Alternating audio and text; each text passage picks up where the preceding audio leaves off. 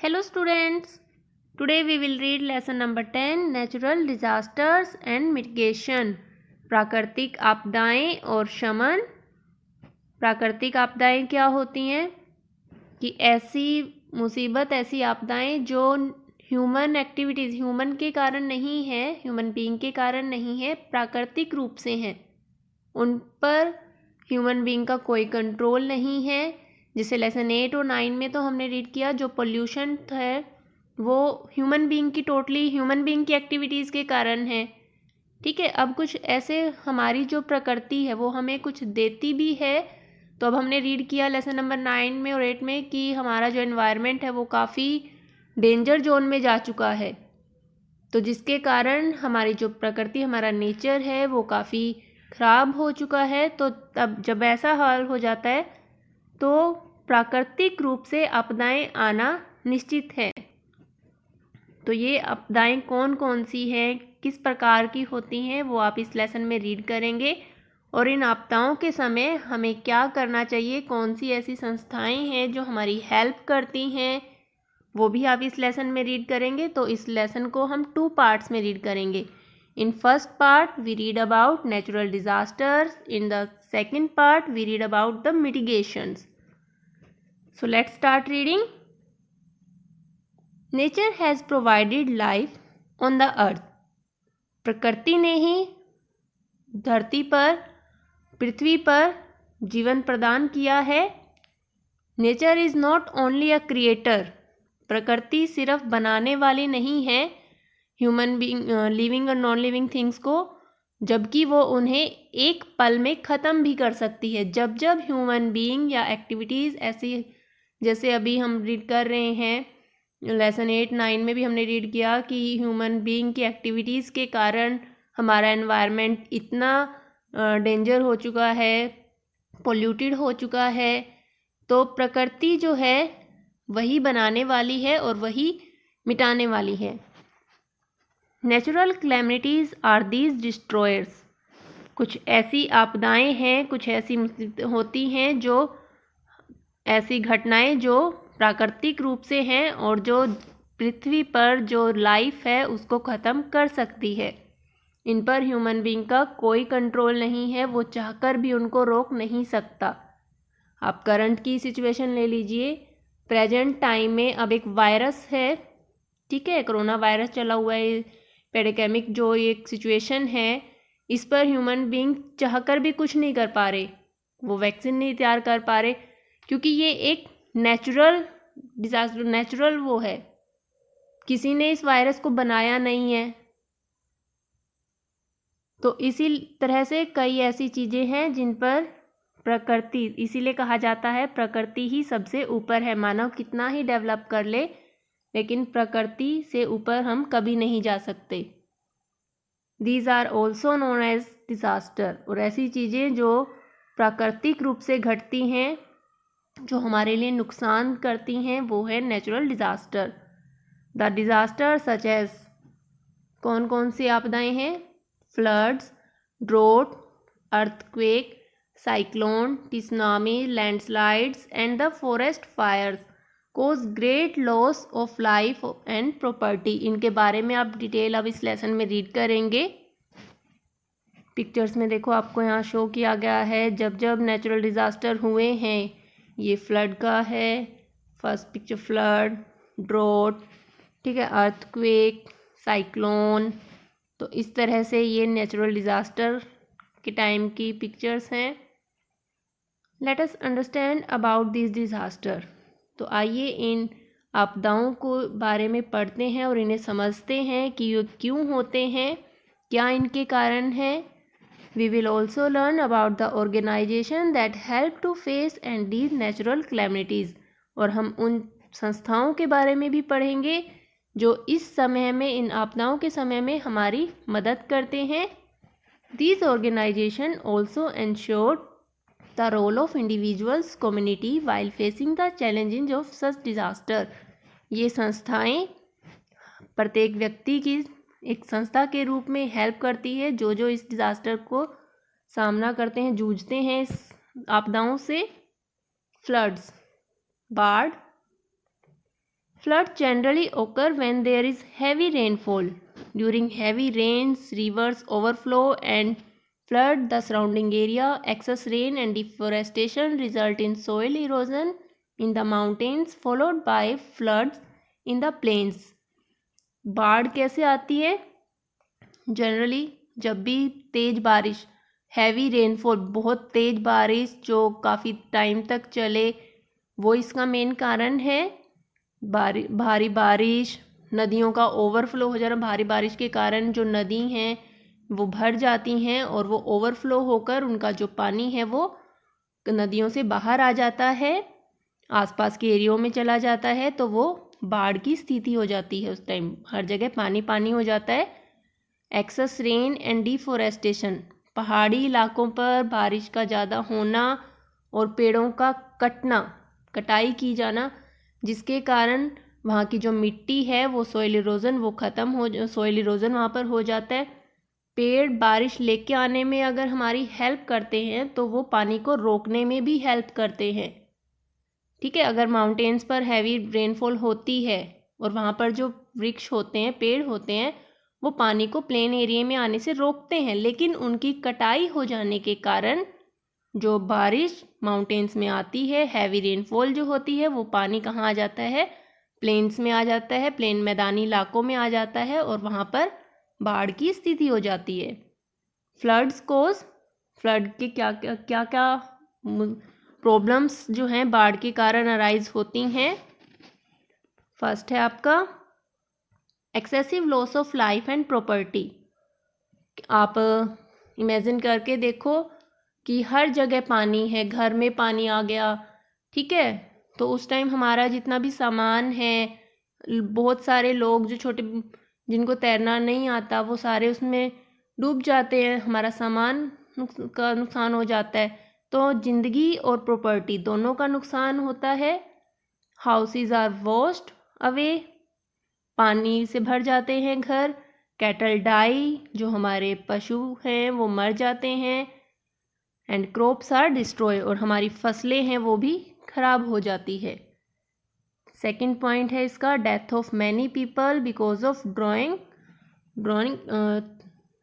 डूबने के कारण।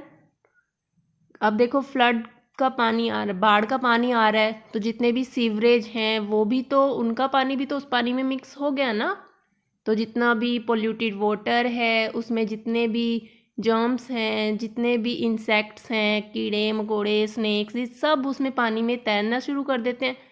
अब हमें वो पानी में अब कोई देखता थोड़ी ना है कि भी इसमें क्या है क्या नहीं, वो हर जगह पानी पानी होता है, तो लोग डूब जाते हैं, सांप उन्हें काट लेते हैं, बुखार हो जाता है, बीमारी फैल जाती है।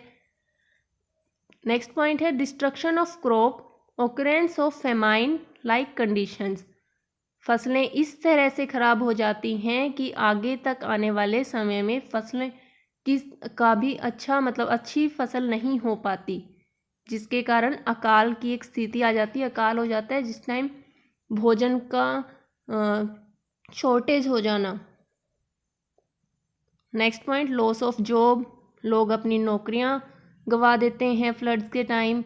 लोग एक जगह से दूसरी जहाँ पर फ्लड है उससे उनको वहाँ से जाना पड़ता है, ऐसे इलाकों में जहाँ पर फ्लड नहीं है, बाढ़ नहीं है।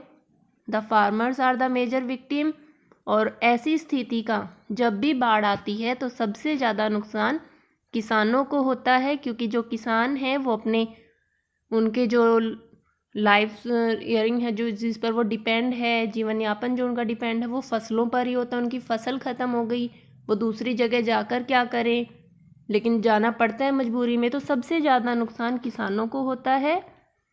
इन इंडिया, हमारे भारत में Bihar, west Bengal and the north eastern states suffer from heavy floods due to the overflowing of river like Ganga and Brahmaputra every year.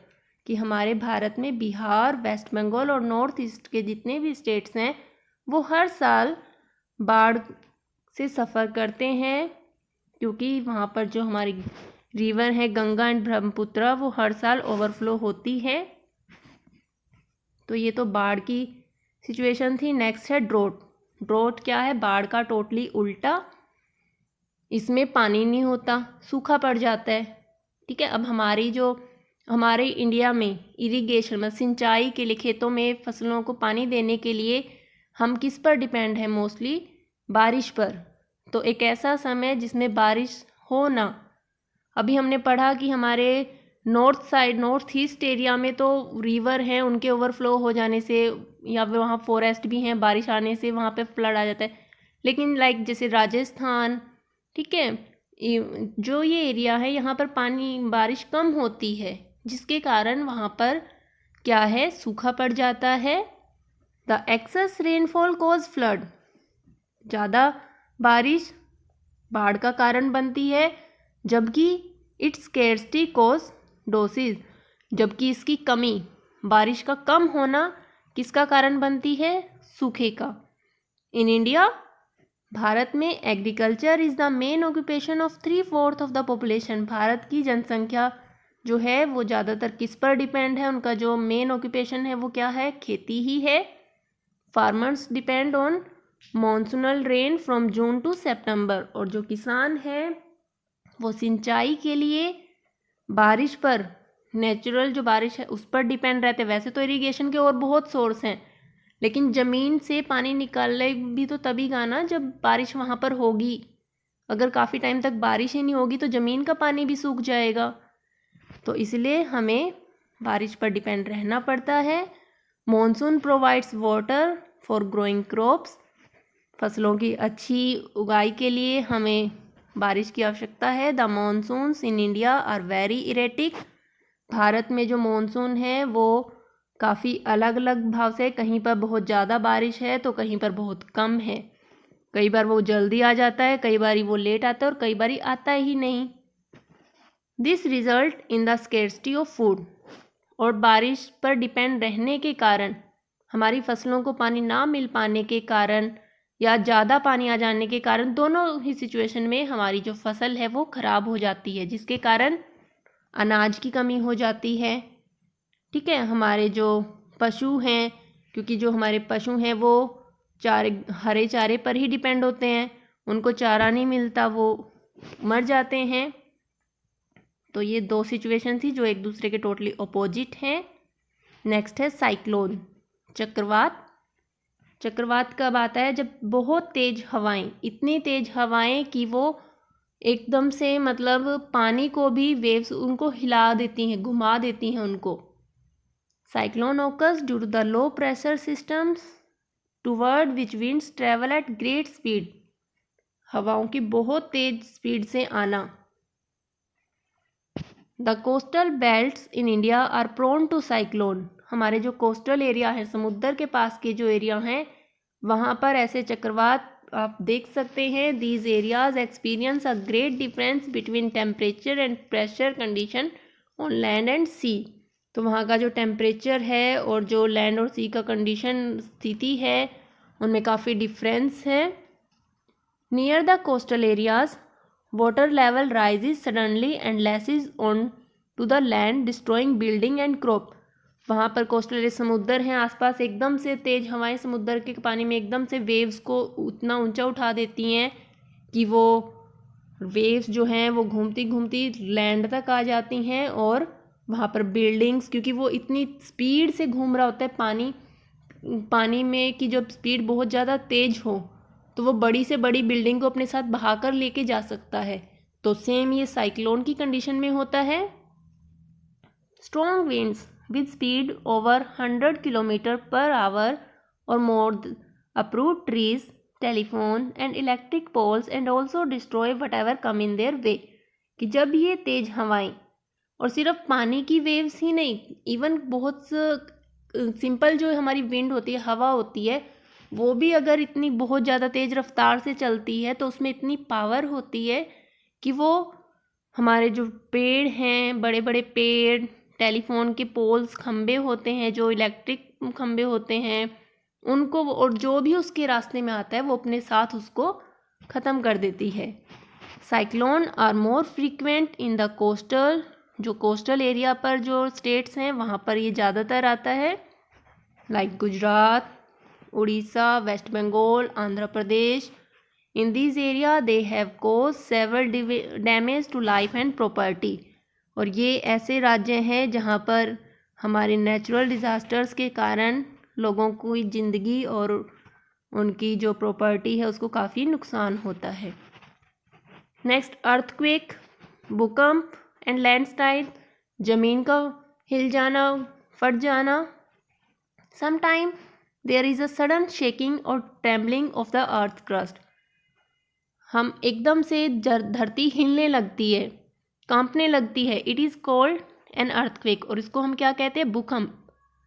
Earthquake are caused by the sudden movement और vibration within the earth, कि हमारी पृथ्वी की अंदर की जो परतें हैं उनके एकदम से एक दूसरे से टकराने के कारण वो उनकी जो टकराहट होती है वो इतनी ज़्यादा होती है कि हमारी पृथ्वी पूरी हिल जाती है।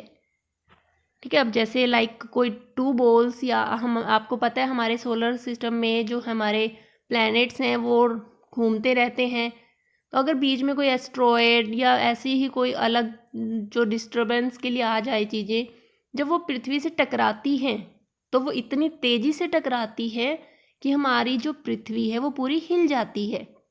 जहाँ जिस जगह पर वो टकराती है डायरेक्ट, वहाँ पर जो अर्थक्वेक है वो ज़्यादा होता है एंड उसके आसपास के एरिया में वो कम होता है। Earthquake of great intensity cause great damage to life.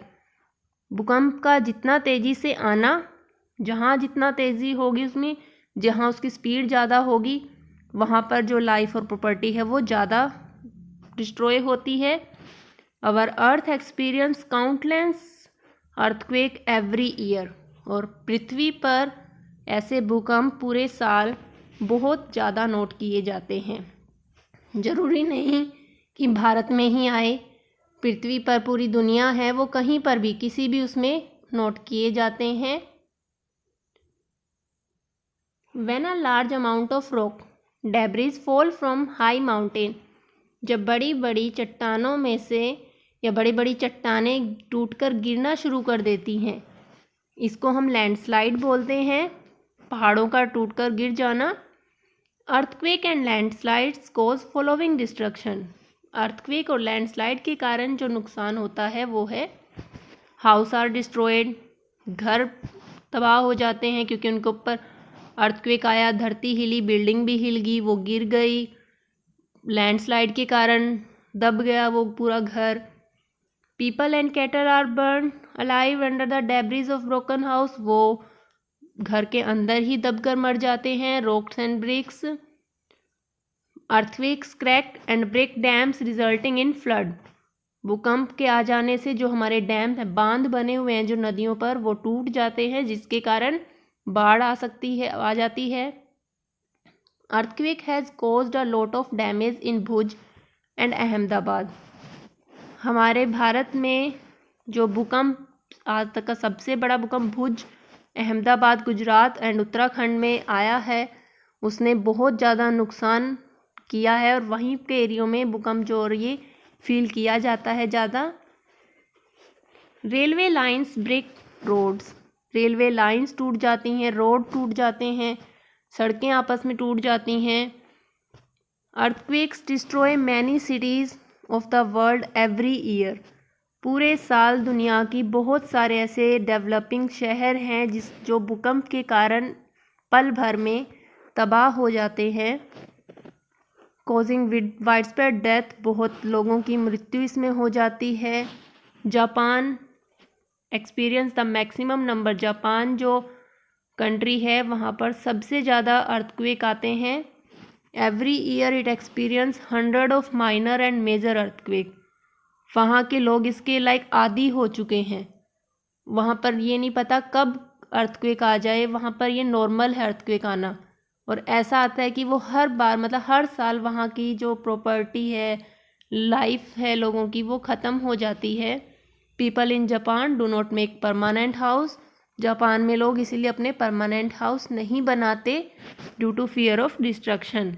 इस तबाही के कारण लोगों के अंदर डर है, क्योंकि अगर कोई घर बनाता है ये नहीं पता कब अर्थक्वेक आ जाए। Earlier they made paper wall for their home and kept minimum furniture. वो कम से कम फर्नीचर, अपने घर में सामान भी वो लोग कम रखते हैं। इन villages they build house of wood and bamboo while buildings in cities use a special earthquake proof technology। कि गांव में लोग कच्चे घर बनाते हैं वुड और बैम्बू से, लकड़ी और बैम्बू से बनाते हैं अपने घरों को, जबकि शहरों में जो है बिल्डिंग्स को ऐसी टेक्निक के साथ बनाया जाता है कि ताकि अर्थक्वेक का उनके ऊपर अफेक्ट ना पड़े। These cause less harm when they fall due to earthquake. और ये जो अर्थक्वेक प्रूफ टेक्नोलॉजी है वो अर्थक्वेक के टाइम उनके घरों को नुकसान तो करती है लेकिन इतना ज़्यादा नहीं करती। एपिडेमिक, इनके अलावा भी और ऐसी महामारी का फैल जाना जैसे कि अभी की प्रेजेंट सिचुएशन है हमारी। Mostly epidemic are the post calamity impact. Epidemic occur when disease spread on a very wide scale and cause a large number of deaths in a short period of time. Disease like cholera, gastroenteritis, measles, plague, and malaria break out as epidemic due to unhygienic condition after disaster like floods, heavy rainfall and earthquake। कि इन सभी natural disaster के बाद जो ये epidemic की situation है, like महामारी का फैल जाना। महामारी क्या होता है कि एक ऐसी डिजीज़ जो कुछ ही समय में इतनी फैल जाती है जिसके कारण बहुत बड़ी संख्या में लोगों की मृत्यु हो जाती है। ठीक है, अभी जो नेक्स्ट टाइम जो आने वाला टाइम है, आपकी बुक्स में, आपके सिलेबस में आपको कोरोना भी इन्हीं एपिडेमिक का पार्ट मिलेगा। ओके स्टूडेंट, ये थे हमारे नेचुरल डिज़ास्टर्स। नेक्स्ट है मिटिगेशन की कौन सी ऐसी संस्थाएं हैं जो ऐसे समय पर नेचुरल डिज़ास्टर के समय, प्राकृतिक आपदाओं के समय हमारी हेल्प करती हैं। इस टॉपिक को हम नेक्स्ट वीडियो में रीड करेंगे। आज के लिए आपका इतना ही रहेगा। आप नेचुरल डिज़ास्टर्स के बारे में रीड करेंगे एंड मेन पॉइंट्स को अंडरलाइन करेंगे।